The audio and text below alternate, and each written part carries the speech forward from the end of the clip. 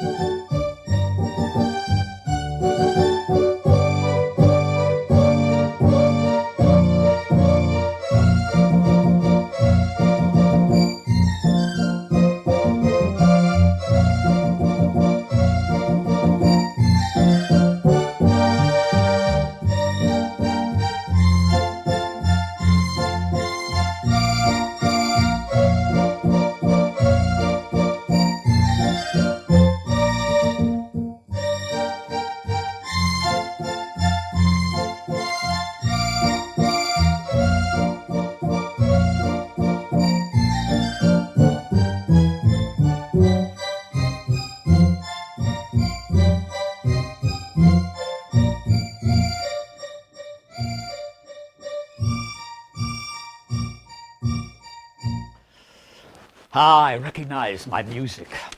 Allow me to introduce myself. My name is Ludwig van Beethoven. Oh, how beautiful it is to be alive, that I could live 1,000 times. Let's imagine that we could go back in time. Picture a most disorganized room. Piano, where dust disputed space with the music. A cluster of pens encrusted with ink. Well, that was my room where I created my greatest masterpieces. If Mozart said that music should not offend the ear, I would say that music is a higher revelation than philosophy, for music should strike fire in the hearts of men and bring tears to the eyes of women. From early childhood, I was disposed to the gentler feelings of kind acts. I was ever eager to accomplish great deeds. I was harshly and intensely taught by my father, who thought I would be a child prodigy like Mozart. But alas, I wasn't. At the age of 21, I moved from Bonn to Vienna, and my successful career as a virtuoso pianist began. I studied composition under Joseph Haydn and Prince Lichnowsky. My earlier works, Opus 1, published in 1796, was acclaimed with both commercial and artistic success. But at the age of 27, I was struck with tragic news and finally forced to face the possibility of living with a malady whose cure might take many years or perhaps even prove impossible. Approaching deafness, I thought about taking my own life, but my art saved me, because I couldn't imagine leaving this earth permanently and never returning when I didn't accomplish all that I felt I was created to produce. My music was never the same again. I created some of my greatest masterpieces, including 32 sonatas and my 5th and 9th symphony, which was no longer music of just entertainment, but grand emotions of an intellect and inner feelings. At the age of 46, I became totally deaf. But I still hear the music. It's in my heart and my soul. Inner deafness would have been far harder than deafness itself. But let's begin. I'm so excited to be here with all these young talents, so let me give my permission for this great recital of all these great young talents to begin. I'll just sit here on my chair and allow the recital to begin.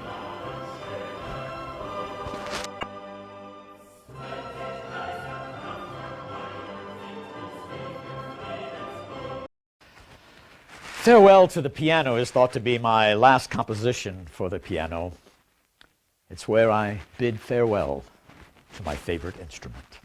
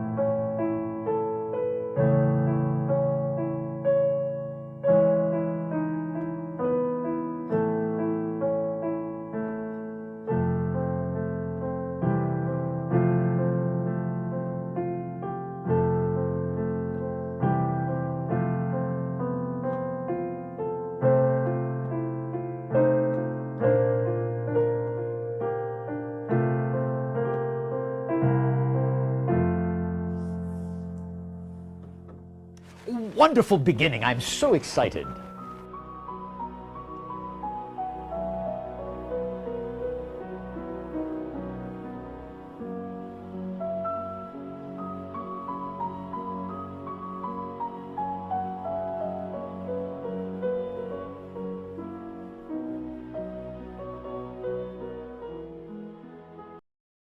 I wrote Symphony No. 7 while improving my health in the years 1811 and 1812. And when it was first performed as a charity for wounded soldiers at the Battle of Hanau in 1813, I felt that it was my best work at the time. In fact, the second movement had to be encored. You see, the rhythmic drive and force, the solemn motion by the low strings, created a sense of tragic urgency.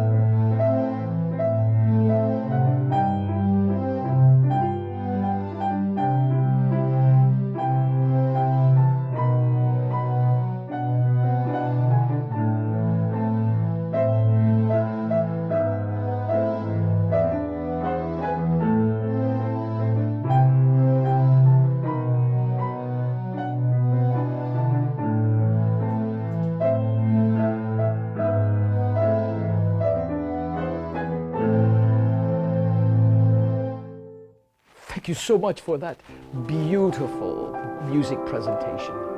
You really touched the hearts of us today.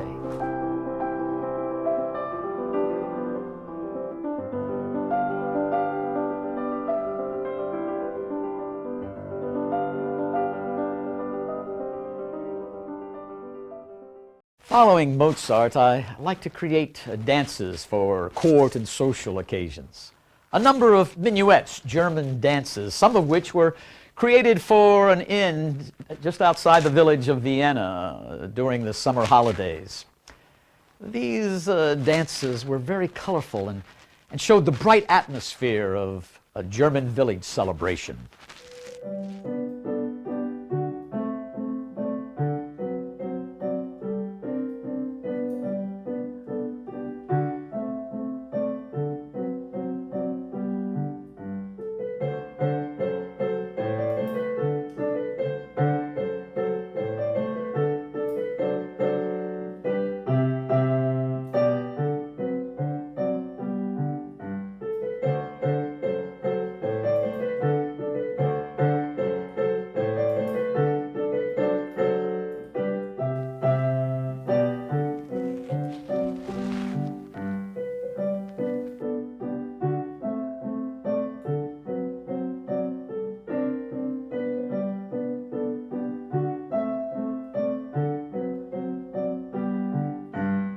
Your playing has a lot of pizzazz.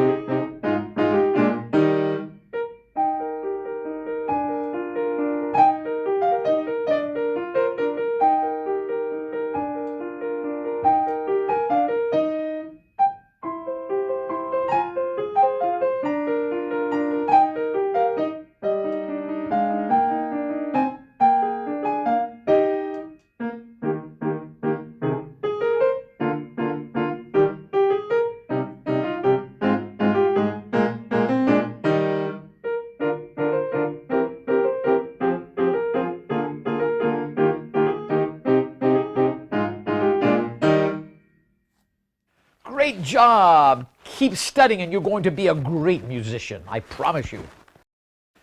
My Piano Concerto Number 5 was written between the years 1809 and 1811 in Vienna. These were my most successful years. For in those years, for example, I wrote Symphony Number 5 and 6, the Violin Concerto, the Lenore Overture Number 3, and the Les Adieux Sonata. The subtitle Emperor was added by a British publisher during the 19th century who knew how to market his material. Nevertheless, this was my last and greatest concerto, known for its grandeur, its bold melodies, and its heroic spirit. It starts with a striking opening.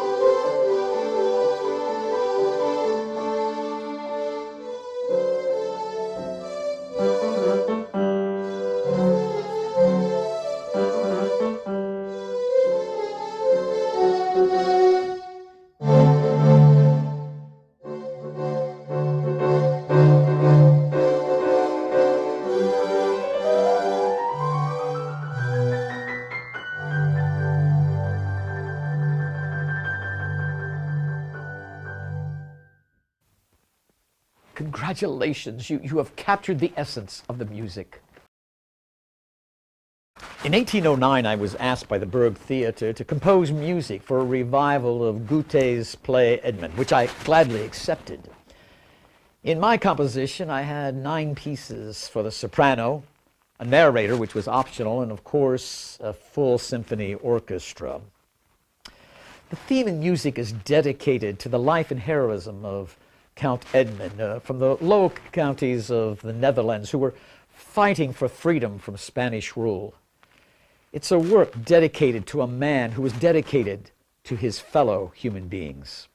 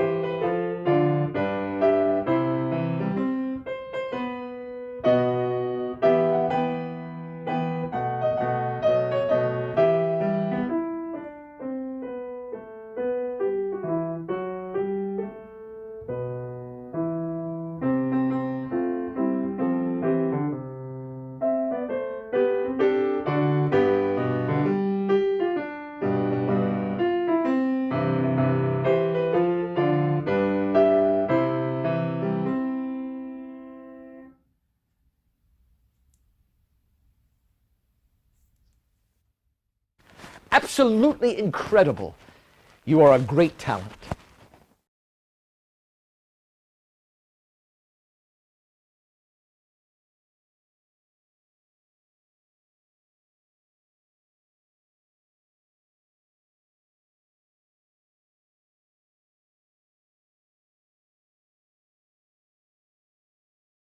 My sonatinas were created for students.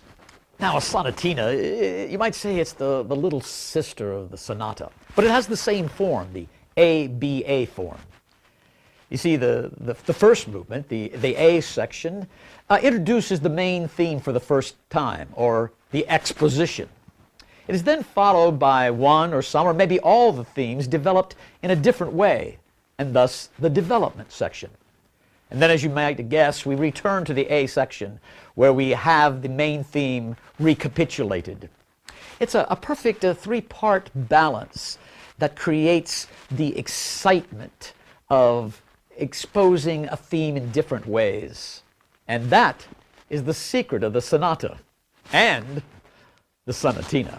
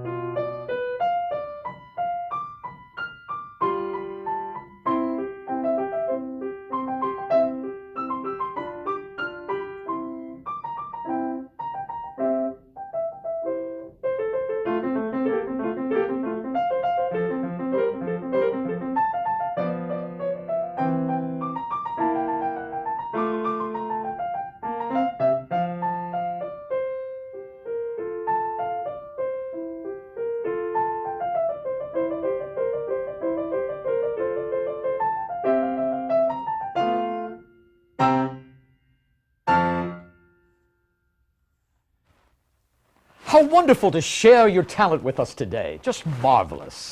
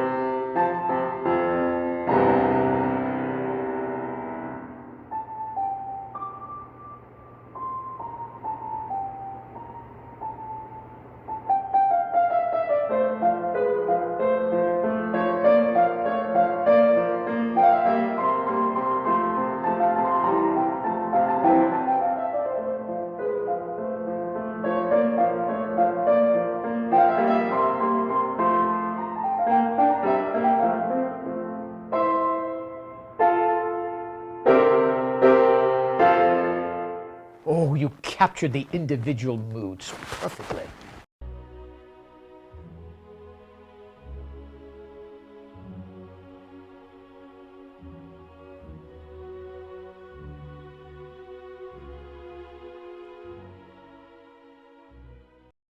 In 1822, a publisher, Carl Friedrich Peters, asked me to compose several bagatelles for the piano, but I was busy working on other compositions for a year. But then I went back to him with 6 bagatelles known as the Opus 119, numbers 1 through 6. But Peters didn't like it. He said it was too easy, and he refused to publish them. Well, I wrote another 5 bagatelles and gave it to a former student of mine, a man by the name of Frederick Rees, who published them under the title Trifles for the Pianoforte.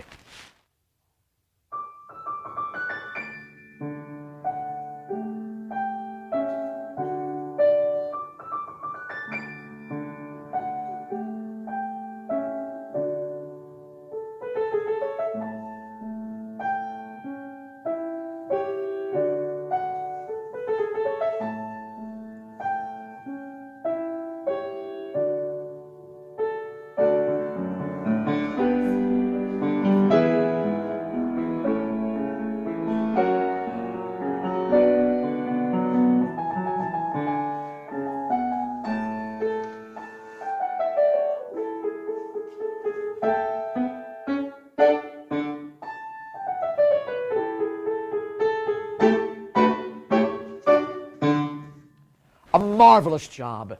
I was just thrilled with every note.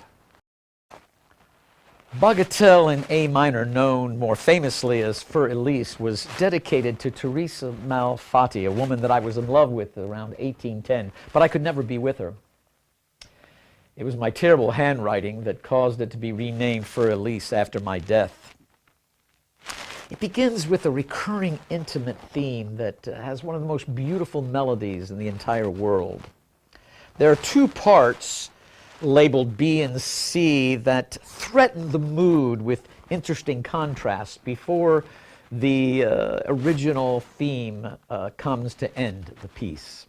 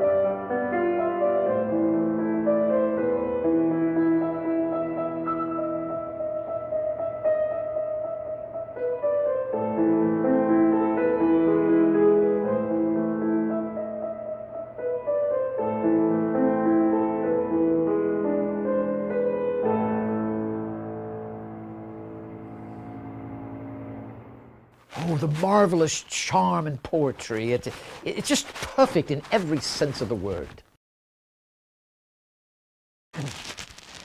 The piano sonata was a genre where I could experiment with harmony and motivic development and structural use of forms. My innovation of motivic development would take two contrasting themes and pull them together. And they would interact throughout the piece until the movement was finally coming to an end.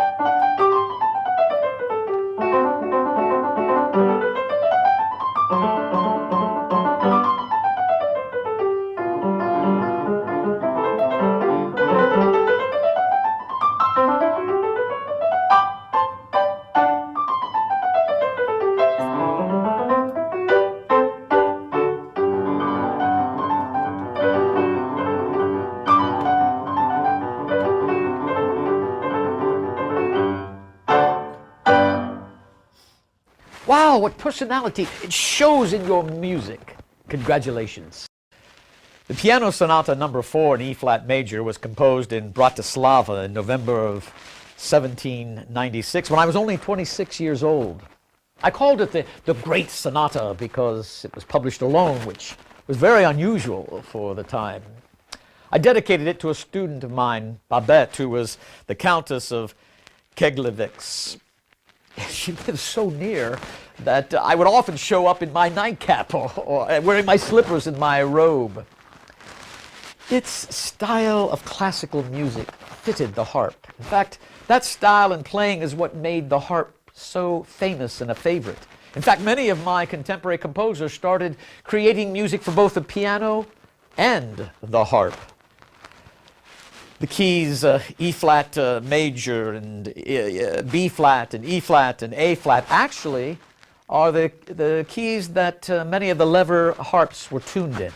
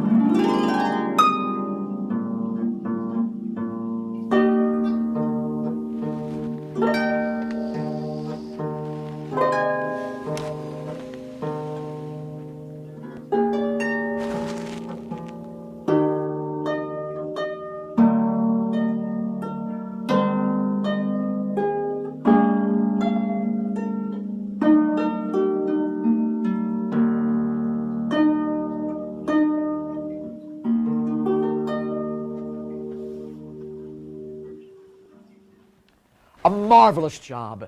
I was just thrilled with every note. I was 27 years old when I wrote my Sonata Number 8 and dedicated it to my good friend Prince Karl von Lichnowsky. It was actually called the Grande Sonata by the publisher, who was impressed by its tragic theme. Now, musicologists debate whether I was inspired by one of Mozart's sonata, because both were written in C minor, and they have three similar themes. Especially the second movement, Adagio Cantabella, which is a pleasant movement, is very similar to a movement in one of Mozart's sonata.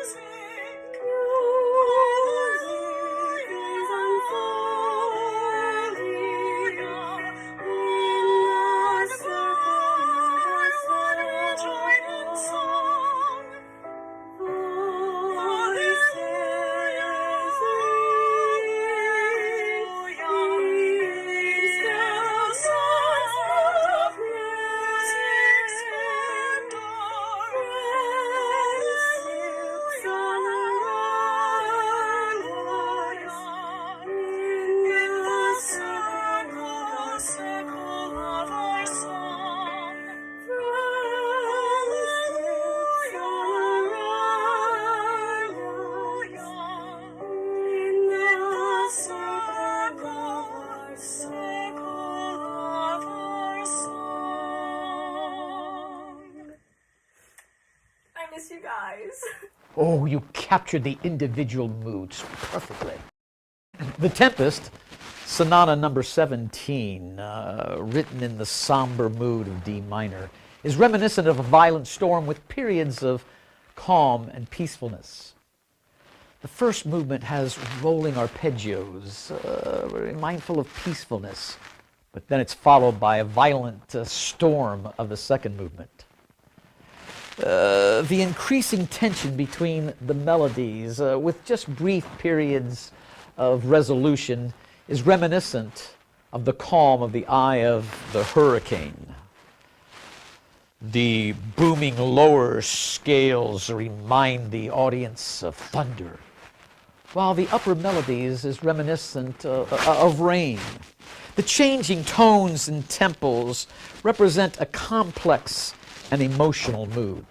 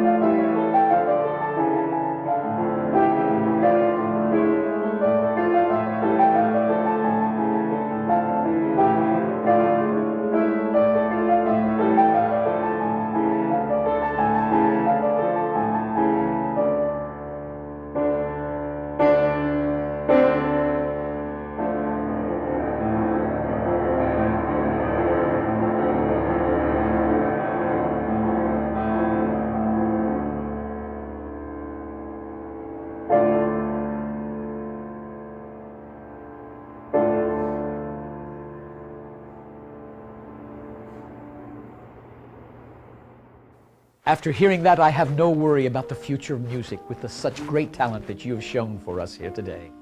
A true musical talent. The sky is the limit.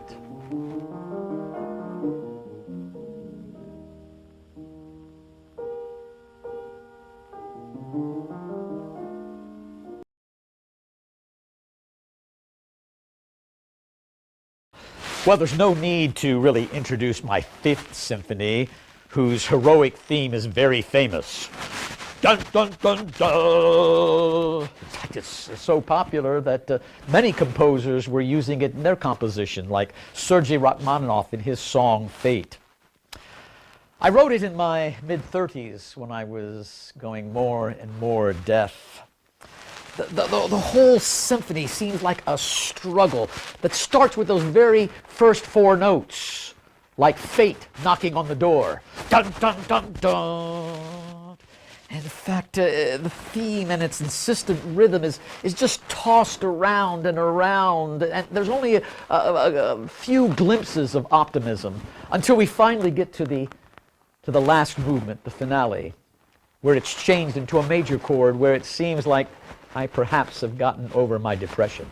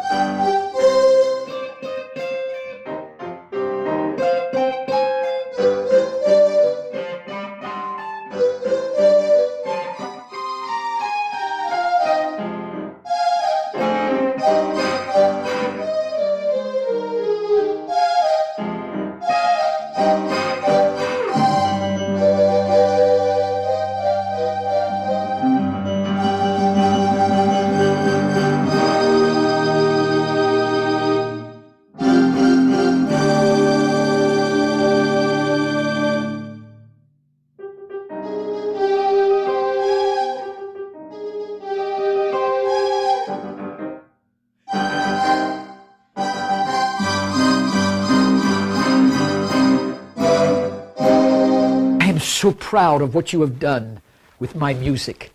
It warms me deeply. Thank you so much.